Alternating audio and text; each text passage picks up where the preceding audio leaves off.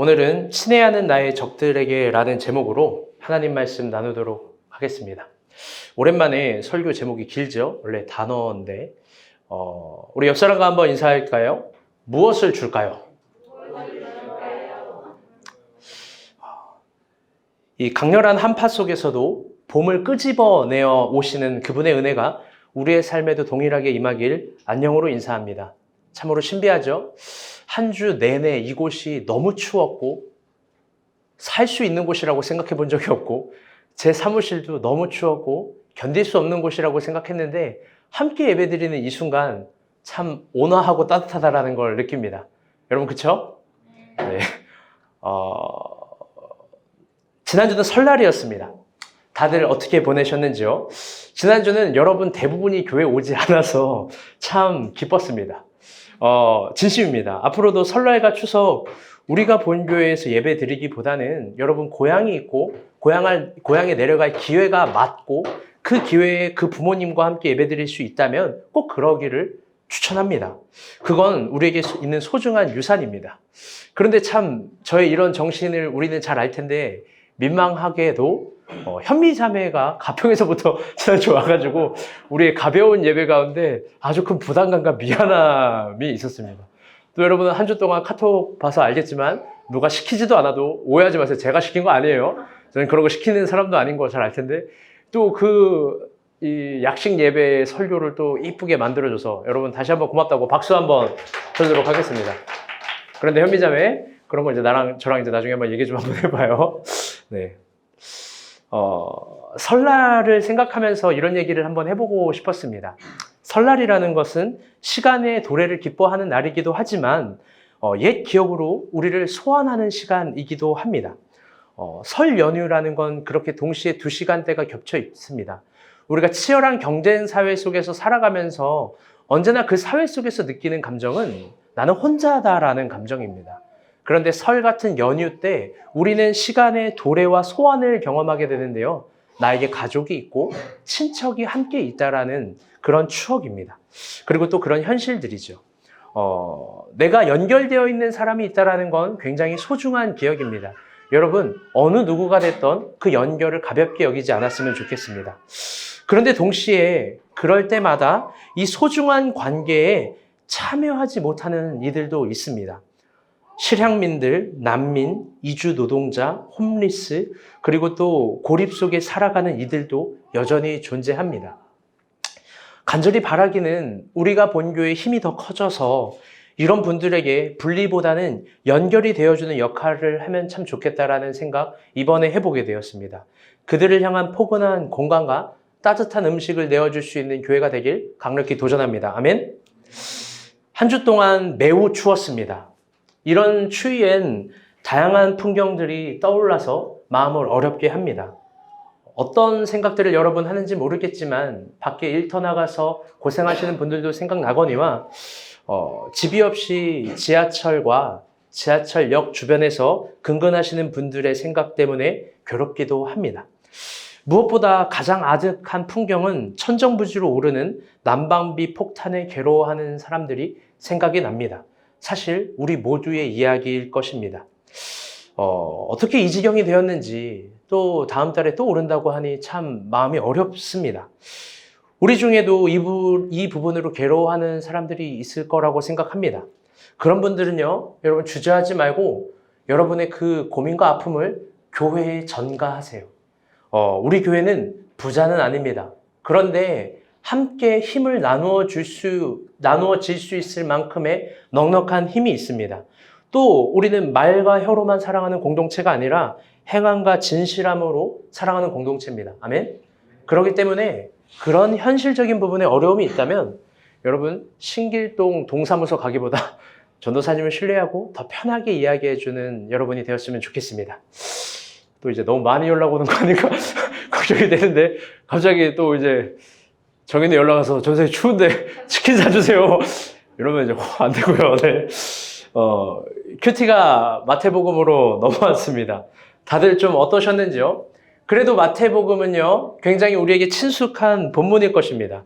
오늘은 그 마태복음의 5장 본문입니다. 우리 큐티죠.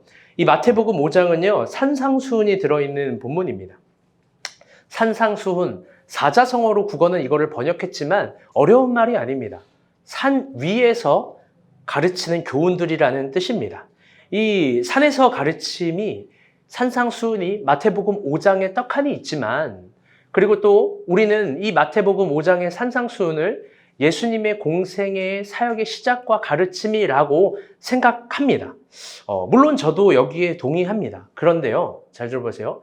관점에 따라서는 이 산상수훈이 예수님이 겟세마네로 들어가기 전 자신을 따르는 무리들을 향한 마지막 가르침일 수도 있습니다. 성경 공부가 아니라서 그거에 대해서 이야기해 줄 수는 없지만 사실 저는 여기 한 표를 더 합니다. 그렇다면 이 산상수훈에 있는 가르침은 예수님이 정말로 보편적으로 자신을 따르는 무리와 제자들에게 진짜 해주고 싶은 어떤 굵직하고 중요한 가르침이 있는 긴장감에 있다라는 겁니다. 우리 그런 긴장감으로 말씀을 봤으면 좋겠습니다. 여기엔 긴장감과 아름다움이 동시에 있으니까요. 교회를 개척하기 전 마지막으로 사역했던 교회 청년부 전담을 했는데요. 제가 2년 동안 청년부 사역을 했습니다. 근데 그 2년 104주 동안 마태복음 5장, 6장만 설교를 했습니다. 우리 선화 자매 정도만 알 텐데요. 그런데도 6장을 다 끝내지 못했어요. 참 설교를 준비하는데 그때의 순수함도 다시 생각이 났습니다. 오늘 본문은요, 산상수훈 중에 여러 가지 교훈들 중에 세 번째 언덕에 있는 가르침입니다. 쉽게 이야기하면 그 가르침은, 다시 따라해볼게요. 율법의 복원. 예수님은 마태복음 5장에서 6가지 율법을 언급하시고 그것들을 다시 해석하십니다. 그러면 일단 6가지 율법이 어떤 건지 우리 한번 살펴보도록 하겠습니다. 넘겨주세요. 마태복음 5장에 있는 6가지 가르침입니다. 천천히 읽어보겠습니다. 시작! 사람에게 말하라 사인치 말라 누구든지 살인하면 심판을 받게 되리라 하였다는 것을 너희가 들었으나 또 반치 말라 하였다는 것을 너희가 들었으나 또 일렀으되 누구든지 아내를 버리거든 이혼 증서를 줄 것이라 하였으나 또 옛사람에게 말하라 헛맹세를 하지 말고 내 맹세한 것을 죽게 지키라 하였다는 것을 너희가 들었으나 또 눈은 눈으로 이는 이로 갚으라 하였다는 것을 너희가 들었으나 또 내 이웃을 사랑하고 내 원수를 미워하라 하였다는 것을 너희가 들었으나. 아멘. 예수님은 당시 유대 사회에서요, 가장 확고하게 자리 잡은 6가지 율법들에 대해서 언급합니다. 그건 살인, 간음, 이혼, 맹세, 보복, 미움에 관한 가르침입니다. 사실 이 6가지 율법들은요, 10계명에 들어있는 법률들입니다. 그렇게 당시 유대 사회에서 가장 단단하고 권위 있고 너무나 당연한 겁니다. 이를테면 빨간불 땐 건너면 안 된다. 이 강도가 나타날 땐 112에 전화해야 된다. 이 불이 나면 119에 전화해야 된다. 이 정도의 당연한 사회 시스템이자 이 법령이자 규범입니다. 이거는 모든 사람들이 알고 있기 때문에 예수님도 이것들을 언급하면서 약간 좀 비꼬는 듯한, 좀 번역자로 얘기하면 그런 얘기를 하는 겁니다. 너희가 들었으나, 너희가 들었으나, 너희가 들었으나. 그러면서 이것들에 대해서 이미 알고 있는 것처럼 이야기합니다. 그렇죠? 어린아이부터 어른들까지 이 모든 것들을 들었고 알았을 거예요. 이 6가지 법들에 대해서. 만약 이것들을 건드린다라는 건 이스라엘의 가장 강력한 코어를 건드리는 거고 상당히 불온한 거고 불편한 겁니다. 그런데 예수님은요, 하나하나씩 이것들을 건드립니다. 모든 이들이 불편해하고 불온해하는 그런 것들을 차분차분 다 뜯어버립니다. 그게 마태복음 5장에 있는 산상수훈의 세 번째 언덕에 있는 가르침입니다. 여러분 질문해 보겠습니다. 오늘 질문을 좀 많이 할 텐데 예수님은 도대체 이런 불편한 일을 왜 하는 걸까요? 아마 설교 결론에서 이야기하도록 하겠습니다. 마음 같아선 이 6가지 율법에 대해서 다 이야기를 해주고 싶습니다. 아까 이야기한 살인, 간음, 이혼, 맹세, 보복, 미움. 그런데 오늘 큐티 가운데 우리에게 본문으로 허락된 본문은 맹세와 보복과 미움에 관한 교훈이고 슬프게도 이 3가지를 다 다룰 수는 없습니다. 그래서 한 가지 정도만 다루려고 합니다. 그건 뭐냐면 바로 보복에 관한 교훈입니다. 왜 보복에 관한 교훈을 여러분과 설교로 나누고 싶었냐? 그건 우리가 어쩌면 가장 당연하게 생각하기도 하면서 잊어버리고 있는 그런 진리가 아닐까라는 생각 때문에 그렇습니다. 우리 38절 본문 한번 봅시다. 다 같이 읽어볼게요. 시작. 보는 눈으로 이는 이로 갚으라 하였다는 것을 너희가 들었으나 38절만요. 아멘. 구약에는요, 보복에 대한 가르침이 있습니다. 바로 저 가르침입니다. 눈은 눈으로, 이는 이로 갚으라 하는 것을 너희가 들었으나. 이걸 전문 구약 신학의 언어로 이야기하면 잘 보세요. 동해보복법이라는 겁니다. 뭐냐면 살인한 사람에게는 좀 불편하지만 들으세요. 살인으로 갚는 거고 상처를 준 사람에게는 상처로 갚는 거고 상함을 준 사람에게는 상함으로 갚는 겁니다. 동일하게 보상의 법에도 마찬가지입니다. 똑같은 걸 적용하는 겁니다. 그런데 이게 참 재미있는 건 뭐냐면요. 이게 개인의 문제가 아니라 사회 시스템으로 보장해 주고 확정해 준다라는 거예요. 율법이 구약이 놀라운 거예요. 쉽게 이야기해서 여러분 잘 생각해 봐요. 여러분이 누군가에게 당했다면 복수할 수 있고 보복할 수 있는 기회를 사회가 제공해 주는 거예요. 놀랍죠? 현대를 살아가는 우리에게 만약에 이 동해보복법이 동일하게 적용된다면 얼마나 이 편리한 세상일까요? 직장 상사를 생각해 보세요. 여러분, 다들 복수하고 싶어서 난리잖아요. 직장 상사에게 당한 만큼 대갚아준다 얼마나 행복해요. 지금 정주희자에 막 눈이 반짝였어. 정주희 대리 오늘도 야근해. 그 사람에게 보복하는 거예요. 너나 하세요 이러면서. 여러분들 직장 상사들을 막 떠올려봐요. 충환이 막 오늘까지 이거 다 편집해. 너도 해. 찬이 형제 막 떠올리는 거예요. 막 직장 상사 막 그렇게 당신을 괴롭히고 어려워했던 사람들을 동일하게 갚을 수 있는 기회가 준다면 여러분 어떨까요? 여기서 제일 기뻐하는 사람은 오늘 오지 않았지만 김종렬 정도 사이지 않을까? 그의 직장 상사에게 되갚는다고 생각해봐요. 행복할 거예요. 농담이에요. 성민 형제 그렇죠? 직장 상사한테 갚을 수 있는 기회가 있다면 조금은 연민가요? 직장 상사가? 그런데 여러분 질문해 보도록 하겠습니다. 여러분 복수 같은 거 해보셨어요? 이런 상상하는 거 말고 그러면 유쾌할 거다라는 거 말고 여러분 보복이라는 걸 정말 해봤어요? 사실 그건요 엄청난 감정이고 어마어마한 에너지예요. 그건 반드시 당사자와 당사자로 끝나는 것이 아니라 당사자와 관련된 모든 것들을 녹여버리고 싶고 말살시켜버리고 싶고 찢어버리고 싶은 감정이에요. 사실 그래요. 더 글로리라는 드라마를 보진 않았지만 제가 이 유튜브로 스킵해서 좀 봤어요. 여러분 그거 보세요. 연진이를 향한 동은이의 눈빛 어때요? 여러분 차라리 존 윅이 깔끔하지 않아요? 차라리 타노스 이게 더 깔끔하지 않아요? 그 눈빛은요 막 이거 어떻게 해석할 수가 없는 거예요. 그래서 여러분 그 연진이가 더 가엽고 더 쓸쓸해 보이고 막 안아주고 싶지 않나요? 이런 말 오해하지 마세요. 제가 송혜교를 안고 싶다는 얘기가 아니라 저는 김미소 아빠예요. 김미소만 안아주고 싶어요. 요즘 강혜라도 멀리하고 싶고 김미소만 안아주고 싶어요. 그런 말이 아닙니다. 여러분 근데 우리도 동일할 거예요. 누군가 복수하고 싶을 때는요 한 대상이 아니라 그 대상이 갖고 있었던 관계, 가족, 그 다음에 사회적 지위, 재산 모든 것들을 다 녹이고 찢고 없애버리고 싶은 거예요. 쉽게 이야기해서요 누구 하나가 다 죽어야 끝나는 거예요. 복수는 그런 거예요. 여러분 그런데요 이런 인간의 벌거숭이 같은 본능을 하나님은 알았어요. 그래서 구약의 동해보복법을 주신 건 아주 놀라운 거예요.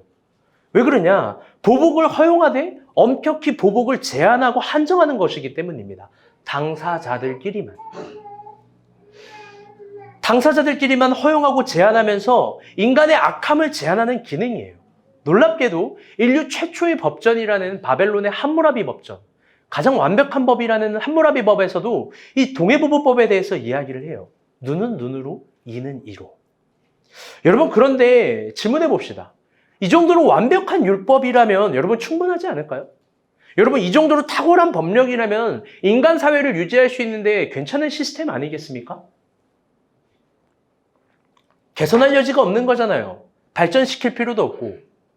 여러분, 그런데 예수님은 왜 이 옛사람들의 율법에 굳이 손을 대는 걸까요? 그리고 또 불온하고 불편하게 이스라엘을 어렵게 하는 걸까? 여러분, 이거에 대해서는 38절, 39절을 일단 다 같이 한번 읽어보겠습니다. 다시 연속으로 읽어볼게요. 시작. 모든 눈으로 이를 갚으라 하였다는 것을 너희가 들었으나 나는 너희에게 이르노니 악한 자를 대적하여라. 누구든지 내로 편협함을 치거든 왼편도 돌려내며. 아멘. 예수님은요, 그 좋은 보복법을 버리라고 합니다. 그리고 이렇게 얘기해요. 오른뺨을 대거든 왼뺨을 돌려대라. 이게요, 아름다운 동화 같을 때는 참 좋은 거예요. 제가 김미소 책을 보는데요, 아마 우리 학부형들, 박 목자님, 박수진 자매는 공감할지도 몰라요. 어린이 책처럼 세상이 이루어지면요, 어려울 게 없어요. 어려운 친구에게 음식을 나눠줘야 돼요. 힘든 사람을 도와줘야 돼요. 줄을 서요. 지켜요. 여러분, 이것도 마찬가지예요. 오른뺨을 대는데 왼뺨을 돌려대라. 문자 그대로 하면 좋을 거예요. 제가 사실 설교에 이런 실험을 해보고 싶었어요. 박목자랑 인간사가 서로 뺨을 잘 때려가지고 앞에 나와라. 뺨 떼봐라. 여러분, 왼뺨 돌려댈 것 같아요? 둘이 레슬링 한다고 여기서 죽을래 이러면서. 사람이 그런 거예요. 여러분, 근데요, 예수님은 이렇게 굳이 이야기를 해요. 왜 그럴까? 사실 이 법은요, 로마 군인들이 사용하는 권법이에요. 로마 군인들은요, 고대 근동의 패권 국가입니다. 그들은 어느 순간, 사실 1세기만 돼도요, 정복할 나라보다 관리해야 될 나라들이 많아요. 관리해야 될 그 식민지가 많은데, 그 식민지를 관리할 때 그 사람들에게 첫 번째 경고를 줍니다. 그게 뭐냐면, 말 안 듣는 사람들에게 처음부터 칼과 창과 활을 쓰는 것이 아니라 뺨을 때려요. 소리 나는 거 아니에요? 아, 바뀌어요? 뺨을 때리는데 미안해요. 우리 한국 정서의 뺨은 어디로 때리는 거예요? 손바닥이잖아요. 근데 그들은 손바닥이 아니라 손등으로 때려요. 손등으로 때리고 얘기해요. 말 들을 거야, 안 들을 거야.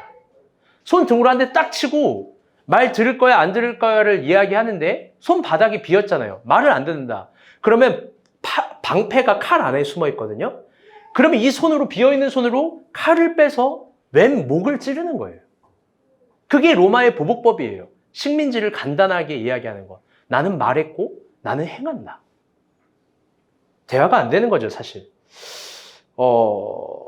유대 사회는요, 이런 로마의 기준을 다 알고 있습니다. 로마의 보복법에 대해서 알고 있어요. 그런데요, 예수님은 그 기준을 무너뜨려요. 이렇게 얘기하는 거예요. 악한 자가 너를 오른뺨을 때리거든 그들을 대적하지 마. 오히려 왼뺨도 대봐. 왼뺨도 대봐. 여러분, 예수님 도대체 왜 이런 말을 하는 걸까?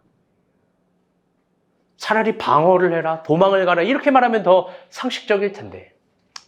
여러분, 두 번째는 더 재밌습니다. 40절 말씀입니다. 다 같이 한번 읽어볼게요. 시작. 너를 고발하여 속옷을 가지고자 하는 자에게 겉옷까지도 가지게 하며. 여러분, 이 말을 잘 봐요. 좀 어색하지 않습니까? 여러분, 우리 다 성인이잖아요. 이 변태도 아니고요. 여러분, 속옷을 가지고 하는 자가 있어요? 자기의 속옷을 가지고자 하는 자에게 겉옷을 주래요. 이게 오역이에요, 오역. 이 헬라어로는요, 정확한 번역은 이 키톤 람마노 하마티온이라는 건데요. 키톤은 속옷이고요. 람바노는 가지려고 하다. 하마티온은 겉옷인데, 이게 의역을 해서 이렇게 번역이 나온 거예요. 사실은 뒤에 목적격 보어가 있는데, 목적격 보어가 적용이 되면 완전히 다른 주어의 순서가 바뀌게 됩니다. 그렇게 되면 어떻게 되냐면요, 번역한즉 고발을 통해서 겉옷을 가지고자 하는 자에게 너의 속옷까지도 내어주라입니다. 이 배경이 되는 것도요, 로마 군법에 있습니다. 그들은 합법적으로요, 이스라엘의 부자들과 권력자들의 재산을 수탈해 갈 수 있었습니다. 그 합법이라는 건 바로 고소와 고발입니다. 이를테면 이런 거예요. 우리나라로 그 배경을 아는데, 이스라엘 유대법을 지키는 것이 아니라 로마법을 지키라고 강제할 거고, 로마법을 지킬 때 가난한 사람이 잃어버릴 것보다 가진 사람이 잃어버릴 게 더 많이 있는 법입니다. 언제나 그래요. 그래서 유대인들은 종교적인 색깔 때문에라도 더 유대법을 지키려고 합니다. 그럴 때 로마 사람들이 고발하는 거예요. 그럴 때 모든 재산을 다 가지고 옵니다. 그들이 갖고 있었던 재산을 합법적으로, 물론 법률상 합법적인 거죠. 로마인들이 이스라엘의 부자와 이스라엘의 권력자들의 제사를 수탈해 가게 되는데요. 근데 그때도 건드리지 않는 게 있어요. 그게 뭐냐면 그들의 키톤이에요. 바로 속옷이에요. 우리가 생각하는 속옷은 그냥 팬티, 런닝 뭐 이 정도입니다. 그런데 이스라엘의 키톤은 이 튜닉이라는 종류인데요. 뭐냐면 남녀가 거의 통일되어 있는데 하얀 실 원피스 같은 거예요. 무릎까지 내려오고 팔목까지 있는 소매까지 있는 건데요. 이건 예배를 드릴 때도 필요한 옷이고 가장 소중한 옷이에요. 로마인들이 왜 속옷을 건드리지 못하냐? 그건 너무나 당연하게도 인간의 최소한의 존엄이기 때문에 그렇습니다. 모든 걸 수탈해도 그것까지는 건드리지 말자가 로마법이기도 합니다. 그런데 예수님은 그걸 넘어서 다 주라는 거예요. 너를 고발하는 자에게, 너의 하마티온을 가지고자 하는 자에게, 겉옷을 가지고자 하는 자에게 속옷까지도 줘라. 키톤까지도 줘라. 이게 충격적인 가르침입니다. 여러분, 도대체 예수님은 왜 이렇게 하는 걸까? 우리 41절 말씀도 생각해 볼 만합니다. 41절 말씀도 한번 볼게요. 시작. 또 누구든지 너로 억지로 우리를 가게 하거든 그 사람과 심리를 동행하고. 아멘. 이건 역시요, 로마 군법과 관련된 본문입니다. 당시 로마 군인이요, 졸업하세요. 로마 군인이요, 전쟁을 수행할 때 완전 군장으로 걸을 수 있는 키로수가 2km예요. 물론 더 걸을 수 있습니다. 그 이상도 할 수 있지만 최대한의 전투 수행과 능력과 판단력을 체력과 판단력을 고려하여서 2km 이상 작전 수행을 하게 하지 않아요. 그래서 억지로 이 2km 이상을 걷게 하지 않습니다. 그 2km가 바로 오리라고 하는 거예요. 근데 이제 국어로 번역해서 오리죠. 사실 이게 저는 좀 이제는 바뀌어도 되지 않나, 성경에 나올 때. 오리 심리. 이게 뭐 알이랑도 아니고 이거 그냥 2km, 4km로 해도 될 텐데. 예? 그러면서 예수님은 딱 2배인 4km까지, 심리까지 동행해 주라고 이야기를 합니다. 로마인이 가지는 이 절대 기준보다 더 높은 기준으로 너가 너의 악인들에게 대해봐 라는 거예요. 여러분, 도대체 예수님은 왜 그러는 걸까? 이 말도 안 되는 얘기를 왜 하시는 걸까? 악한 사람이라고 불리는 사람들에게 이렇게까지 할 필요가 있을까? 이 모든 이유들에 대해서는요, 산상수훈의 3번째 언덕을 매듭짓는 예수님의 결론을 보아야 합니다. 천천히 보세요. 굉장히 중요한 구절입니다. 마태복음 5장의 복수와 보복의 결론입니다. 45절부터 48절입니다. 시작. 다시 한즉 하늘에 계신 너희 아버지의 아들이 되니 이는 하나님이 그 해를 악인과 선인에게 비추게 하시며 비를 의로운 자와 불의한 자에게 내려주십니다. 너희가 너희를 사랑하는 자를 사랑하면 무슨 상이 있으리요? 책으로 이같이 아니하리라. 또 너희가 너희 형제에게만 무난하면 나보다 더하는 것이 무엇이냐? 이방인들도 이같이 아니하리라. 그러므로 하늘에 계신 너희 아버지의 온전하심과 같이 너희도 온전하라. 아멘. 여기서 참 재미있는 단어가 하늘에 계신 아버지의 온전함입니다. 하나님의 상태를 온전함이라고 이야기를 해요. 여러분, 온전함이란 뭘까요? 우리가 생각하는 온전함은 언제나 perfect 아니면 perfection의 기능만 생각합니다. 그런데 헬라어의 온전함은요, 완전 다른 뜻이에요.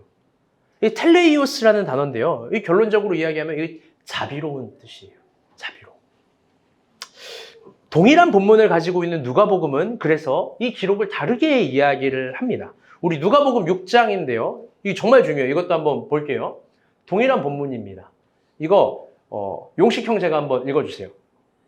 너희가 만일 너희를 사랑하는 자를 사랑하면 칭찬받을 것이 무엇이뇨? 죄인들도 사랑하는 자를 사랑하느니라. 너희가 만일 선대하는 자를 선대하면 칭찬받을 것이 무엇이뇨? 죄인들도 이렇게 하느니라. 마태복음 5장과 동일 본문입니다. 똑같죠, 내용이. 근데 36절의 번역이 달라요. 읽어주세요. 시작. 너희 아버지의 자비하심 같이 너희도 자비하라. 아멘. 이 텔레이오스라는 건 자비입니다. 그러면서 이렇게 이야기를 하는 거예요. 너희 아버지가 자비하심과 같이 너희도 자비하라. 예수님은 산상수훈의 세 번째 언덕에서 사실 자비에 관한 이야기를 하고 싶었던 겁니다. 그게 하나님을 닮은 힘이고요. 그게 어쩌면 성서에서 말하는 가장 강력한 관계의 힘이고요. 어쩌면 그 힘이 모든 것들보다 앞선 능력을 발휘할 수도 있다는 거예요. 로마의 군법보다 이스라엘의 율법보다 어쩌면 그 자비라는 것은 하나님을 닮았고 하나님께서 주신 능력이기에 새롭게 이스라엘의 예수 그리스도를 따르는 자와 무리들이 진짜 새기기를 바라는 힘이었던 겁니다. 여러분, 근데 자비란 뭘까요? 저 문자적 표면으로 드러나는 그런 비폭력 무저항이 여러분 자비가 아니에요. 자비라는 건요, 어떤 의미에서 조금 굴종적, 굴욕적으로 약자들의 생존 방식도 아닙니다. 그 자비는요, 하나님을 닮은 마음이고 율법의 정신인데요. 이게 누가 베풀 수 있는 거냐? 다 같이 따라 볼게요. 옆에 사람 봐봐요. 내가. 사실 이 말이 굉장히 의아할 수 있습니다. 왜 그러냐면요. 자비라는 건 힘이 있고 권력이 있고 권세가 있고 어떤 그런 것들이 있는 사람이 약자에게 베풀 수 있는 거라고 생각합니다. 뭐가 있어야 베풀 수 있는 거라고 생각해요. 제가 예인이 자매한테 딱 갔어요. 제가 주머니에 1,500원밖에 없어요. 근데 아메리카노 3,500원과 이 머스크 치즈케이크 7,000원짜리를 먹고 싶어요. 그럼 얘가 힘이 있기 때문에 나에게 베풀어 주는 거라고 우리는 상식적으로 생각하잖아요. 안 줄 거예요? 그래요. 고마워요. 그런데요, 여러분, 강자가 약자에게 베푸는 게 자비가 아니라는 거예요. 잘 들어봐요. 예수님의 진리와 예수님의 논리와 예수님의 경험과 예수님의 총체적인 메시지에 따르면요, 자비를 베풀고 있는 사람에게 결국 가장 큰 힘이 온다는 거예요. 중요해요. 자비를 베풀고 있는 사람이 가장 강력한 힘을 갖고 있게 되는 거예요. 자비를 베풀 수 있는 사람이 생존하게 할 수 있고, 자비를 베풀 수 있는 사람이 결국 너마저 생존하게 한다는 거예요. 나와 너를 살아갈 수 있게 하는 힘은 누군가를 찔러 죽이는 힘이 아니라 자비하는 힘이라는 겁니다. 여러분, 생각해 봅시다. 불같은 마음으로 오른뺨을 때렸어요. 근데 그 대상이 왼뺨도 대줘요. 여러분, 때리기 쉬울까요? 그 왼뺨에 있는 사람 목에 칼을 넣기 쉬울까요? 아니요. 사람이라면요, 일말의 미안함? 왜 그러지? 양심이라는 게 그 안에 생겨요. 여러분, 억지로 고소해서 겉옷까지 뺏었는데 그 사람이, 그 대상자가 갑자기 인간의 최소한의 존엄인 속옷까지 준다라고 생각해 봅시다. 여러분, 일말의 미안함이 생겨요. 사실 제가 이걸 상상을 해봤어요. 여러분, 사실 이거 굉장히 무서운 거 아니에요? 제가 친한 사람들로 예를 들어볼게요. 여러분, 제가 막 이런 관계 가운데 있는데 갑자기 김찬희 형제가 자기 속옷을 저에게 던져줘요. 여러분, 무섭고 공포적인 거 아니에요? 너무 더러워요. 갑자기 막 박 목사님이, 이 간사님이 저에게, 그래, 겉옷까지 가는구나, 속옷까지 가져가라, 그러면서 자기 속옷을 막 던져줘요. 전 도망가고 싶을 것 같아요.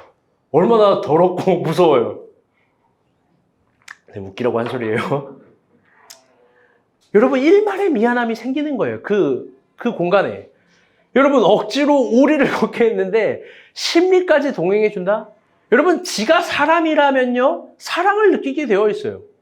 사람이 어찌 안 그래요? 여러분, 잘 생각해봐요. 그럴 때 약자는 약자가 아니게 되는 거예요. 자비를 베풀 때는요, 하나의 공간이 생겨요, 관계에. 자비를 베풀 때는요, 공간이 안 생길 수가 없어요. 그 공간은 뭐냐면요, 하나님의 공간이에요. 그게 겉으로 표현되지 않고 당사자가 표현하지 않는다 하더라도 반드시 인간의 마음 가운데 공간이 생깁니다. 그 하나님이 주신 공간에는요, 어떤 아득함 같은 것들이 막 생겨나는 거예요. 그 아득함은 뭐냐면 모든 사람이 그리워하고 희망하고 소원하는 감정이에요. 뭐예요? 미안함, 고마움, 후회, 자기 반성, 자기 부인. 자비를 베풀었는데 그런 것들이 안 생길 리가 없습니다. 여러분, 이건요, 율법으로 깨달을 수 있는 게 아니라 자비라는 공간에서 자신의 양심을 직면해야 이런 감정들이 생겨나는 거예요. 베드로를 생각해 봅시다. 베드로가 예수님을 부인합니다. 베드로가 예수님을 3번 부인해요. 성민 형제 집중해 주세요. 용식 형제가 저 이내 옆으로 오던가, 예, 거기로 오던가. 성민 형제 눈을 좀 봐야 돼서. 저 예리한 눈을. 여러분, 베드로를 생각해 봅시다. 그가 예수님을 부인해요. 한 번 부인하는 것도 아니라 3번 부인합니다. 만약에 율법이 인간의 회개의 기능의 전부라면 그는 회개했을 거예요. 멋지게 회개했을 거고, 그 회개가 발달하여 미사여구처럼 회개했을 거고, 미사여구도 발달해서 아주 휘황찬란하게 자기가 온 죄인이라고 드라마틱하게 막 문학적으로 다 표현했겠죠. 7번씩 70번이라도 회개할 거예요. 여러분, 예수님이 왜 그렇게 바리새인들을 혐오까지 했는지 알아요? 그들의 원어적인 기도문을 보면 성경에 실려 있지 않지만 너무나 글이 아름답고 멋지고 미사여구예요. 회개, 자신이 죄인됨이라는 걸 깨닫는 과정 가운데서도 죽어도 지들이 잘났대요. 그게 무슨 놈의 회개예요? 여러분, 그런데요, 베드로가 현장에서 예수를 직면합니다. 누가복음을 보면 부인하는 그 십자가 앞에서, 그 장면 앞에서 만나고요. 요한복음을 보면 예수님과 물고기를 먹으면서 21장에서 예수님을 직면해요. 그때 예수님이 이렇게 얘기해요. 야, 박지원, 너 왜 그랬냐? 3번씩이나. 내가 모르는 줄 알았지. 야, 박인혜, 너 나 부인할 때 내 마음이 얼마나 아팠는지 알아? 정주희, 네가 그러고도 내 제자야? 여러분, 예수님이 이렇게 아프게 말했을까요? 그 사람을 회개하게 하려고? 김찬이 죽일 놈아. 이랬어요? 아유, 때려 죽여도 찢어 죽여도 아쉬울 놈. 이런 말을 하지 않았다고요. 밥 차려줬잖아요. 거기 떡과 물고기 좀 가지고 와봐라. 조반, 아침 차려줬다라는 거예요. 그 잡이라는 공간에서 베드로는 어떻게 해요? 도망가요. 회개를 넘어서 철저한 반성, 후회, 미안함, 죄송스러움, 자기 깨어짐, 자기 부인 경험하는 거예요. 눈물, 콧물, 온갖 것들을 토악질하면서 아픔과 절규 가운데 있는 겁니다. 왜? 부끄러우니까. 미안하니까. 사랑하는 여러분, 우리는 젊어요. 우리가 보기엔 더 젊습니다. 그래서요, 적들을 만나면 일단 죽여야 속이 시원해요. 그 적들을 향해서 친애하다라거나 애정하다라거나 이런 수식어를 쓰지 않습니다. 누가 나를 아프게 하면 나는 10번 그 사람을 아프게 하고, 누가 나에게 열받게 하면 보복을 하고 복수를 반드시 해내야 됩니다. 그걸 인생의 미션과 삶의 에너지라고 생각해요. 아주 사소한 것들에 대해서도 불과 같이 반응을 하고요. 그게 잘 시켜지지 않을 때는 일부러 못되게도 말하고 못나게도 말하고 악하게도 행동합니다. 그게 사회적 관계를 넘어설 때 진짜 문제가 되는 거예요. 자기의 부모에게, 자기의 아내에게, 자기의 가족에게 막 그렇게 후배 파는 말들을 막 합니다. 치밀하게 복수를 꿈꾸기 위해서 그 사람을 뒷조사를 하고 앞조사를 하고 없는 말을 지어내고 SNS를 통해서 글도 쓰고 여론을 만들어내고, 그게 뭐 대단한 실력이라고, 미움을 형성하고 만들어내는 게 뭐 탁월한 능력이라고.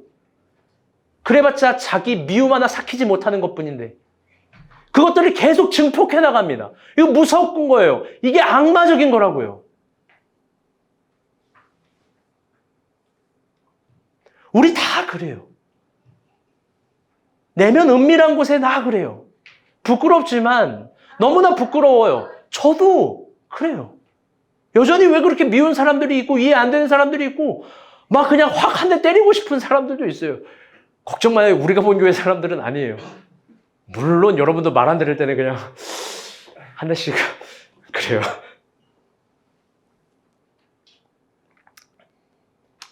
여러분, 그런데요, 그럴 때마다 한 가지를 잊으면 안 돼요. 한 가지를 잊으면 안 돼요. 그렇게 우리가 꿈꾸고 원하는 것들이 해결돼봤자 악은 해결되지 않아요. 이게 중요해요. 그럴수록 결국 악은 더 큰 악을 불러일으킬 뿐이에요. 반드시 그래요. 왜? 상대방도 잊지 마세요. 악인이고 죄인이라서. 여러분, 그럼 어떻게 해야 될까? 이 악에 당하는 것만 방법일까? 아니요. 그럼 바보같이 멍청하게 난 괜찮아, 난 괜찮아 쓰다듬으면 여러분 그거 끝일까? 아니에요. 여러분, 악을 이기는 방법은 선으로 이기는 것밖에 방법이 없어요. 여러분, 그 선으로 악을 이길 수 있는 유일한 방법인데요. 그게 바로 자비함이라는 겁니다. 자비함. 다 같이 한번 따라해 볼게요. 악은 자비함으로. 그럼요. 저를 미워했던 사람들을 떠올려 봤어요. 제가 미워하는 게 아니라 나를 미워했던 사람들. 꽤 많았어요. 저희 적들에 대해서 한번 생각해 보게 되었어요. 도대체 그 사람들은 왜 이렇게 저를 못 살게 구는 걸까? 왜 그 사람들은 나에게 아픔을 주는 걸까?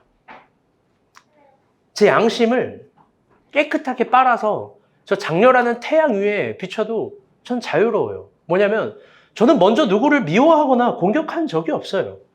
저는 그런 피곤한 짓 잘 안 해요. 근데 왜 언제든지 나를 찌르려고 하고 없는 말을 지어내고 왜 그러는 걸까? 나는 왜 아직도 전도사인 걸까?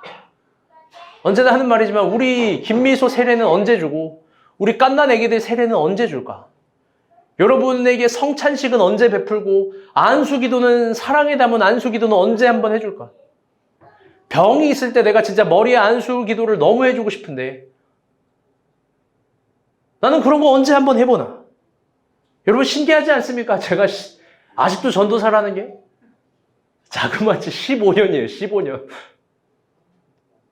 사실 전 신기하지 않아요. 제가 가진 감정은요, 어떤지 하나님만 알아요. 그래서 그 감정은 하나님이 가져가실 부담이에요. 저 그거 표현하지 않아요. 그냥 지금처럼 웃는 거예요. 하하하. 맨날 멍청하게 다들 물어봐요. 특히 새로 오신 분들 물어봐요. 아직도 전도사예요? 왜 전도사세요? 앞으로 새신자만 그런 질문하면은 알아서 그냥 해찰고준 표현을 한번 해볼게요. 잘 들어보세요. 설교에 도움이 되는 내용이니까. 사실 저는 힘이 있어요. 어떤 의미에서는요, 저의 적들이 도달할 수 없는 힘이 있고 언제든지 적의 오른뺨 정도는 때릴 수 있는 능력이 있어요.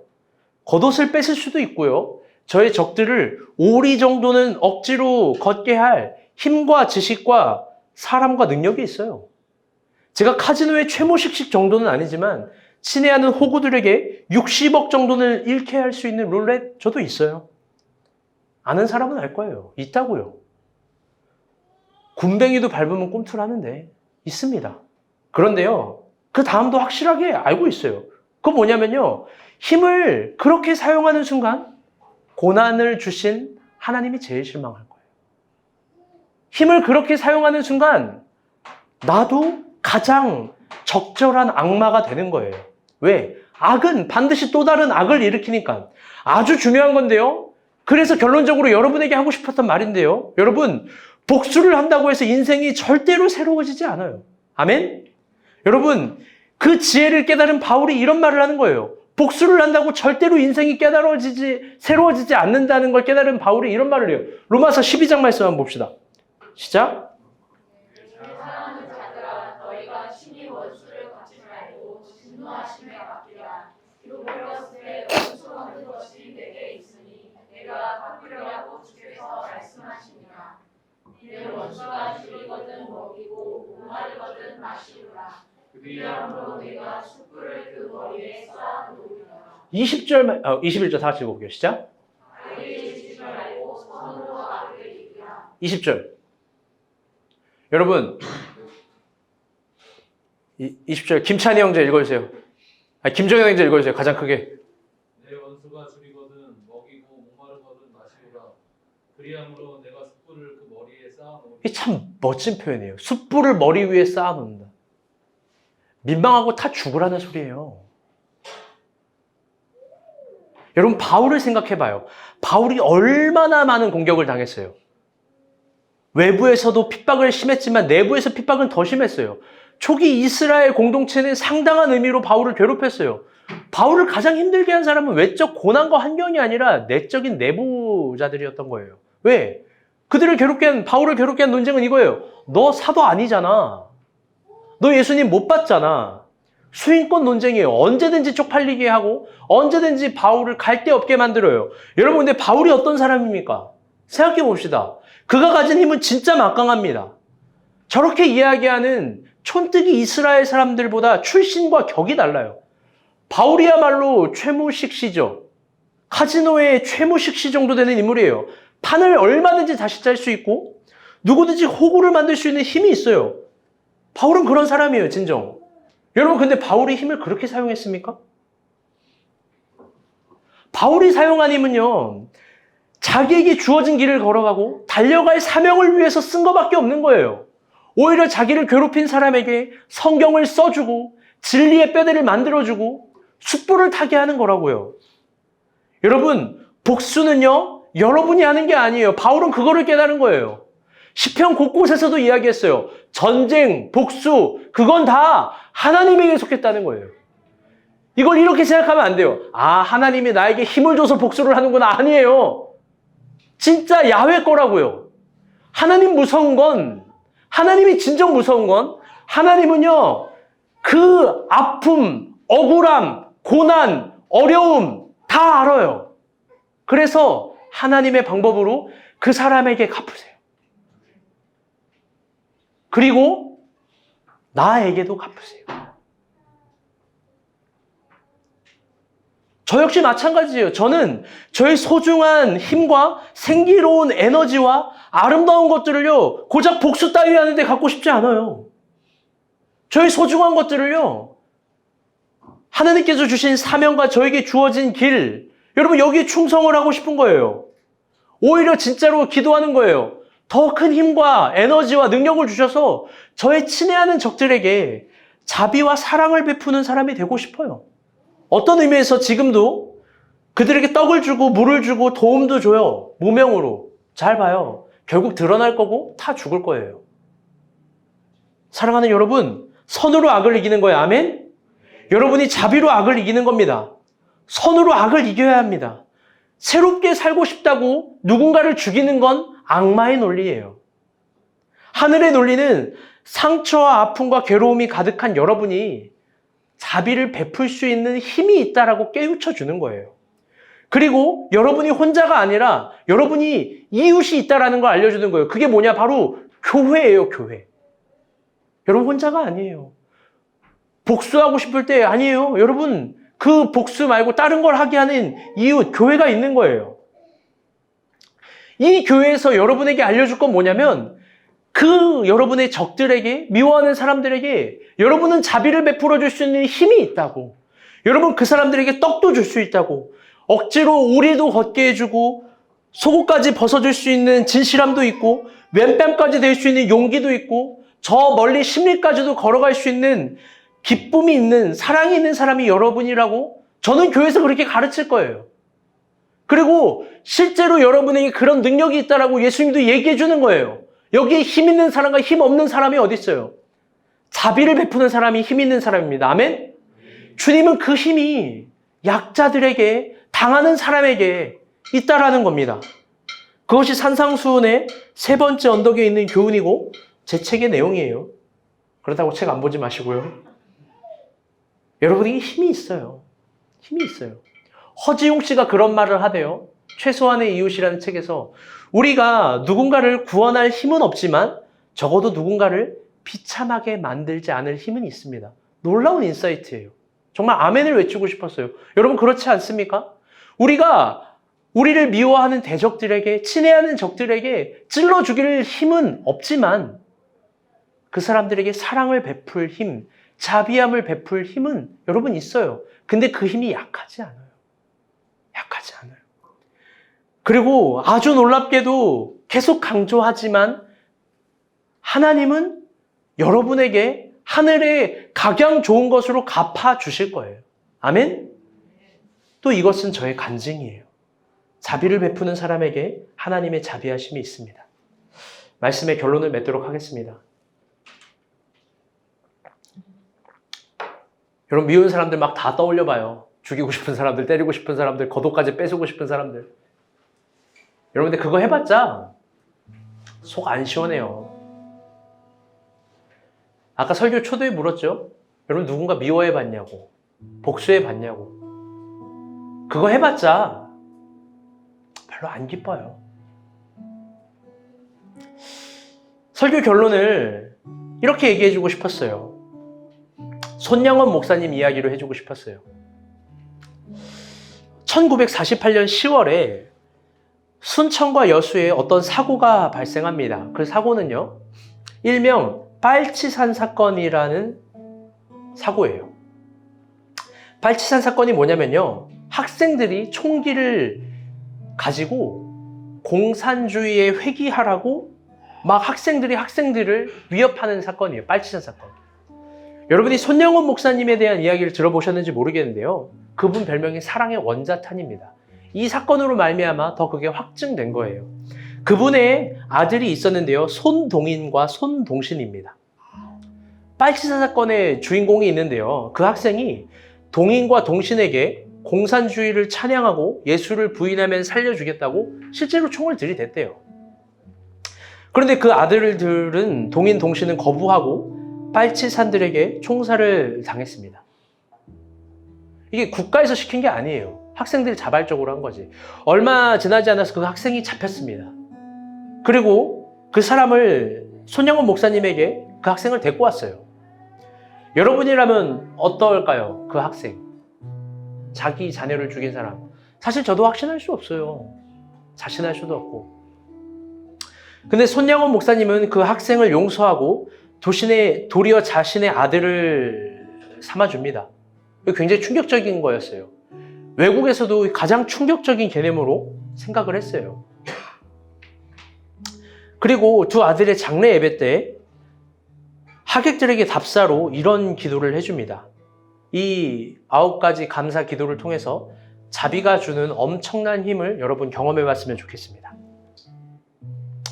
첫째, 나 같은 죄인의 혈통에서 순교할 자식이 나게 하셨으니 하나님께 감사합니다.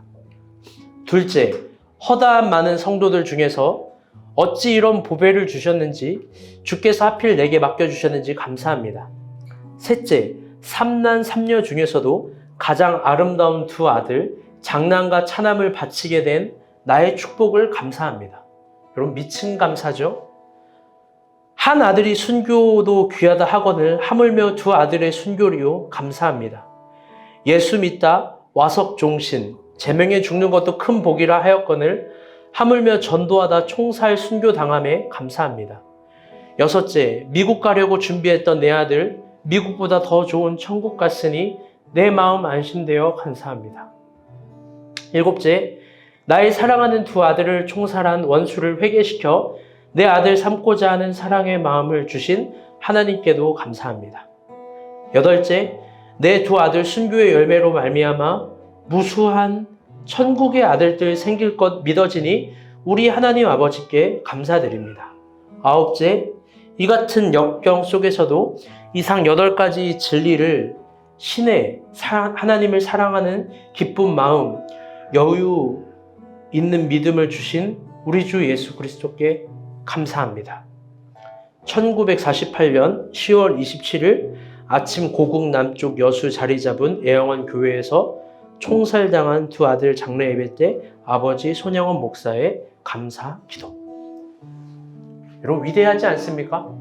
이게 더 큰 힘이에요. 더 큰 힘. 여러분, 복수하고 싶고 힘든 거 알고 있고 미워하고 싶은 거 알고 있어요. 그런데 그럴 때마다 그 힘이 바뀌기를 여러분 기도해 보세요. 하나님이 분명히 자비한 자에게 더 자비한 은혜를 주실 겁니다. 아멘. 우리 찬양 부르도록 하겠습니다. 오늘 설교와 상관이 없을 수도 있는데